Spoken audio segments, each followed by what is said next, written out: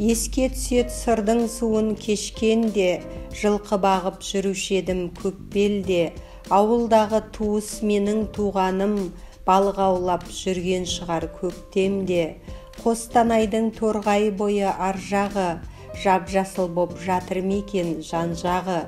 Көктем шықты атқа мініп қиқулап, жүрген шығар ағайынның балалары. Арғымағы болушы еді тай мүсін, бір көтеріп жатыр мәлде қуанышпен қайғысын. Бәлкім олар бабаларға ас беріп, дүркіретіп жатыр мекен бәйгесін.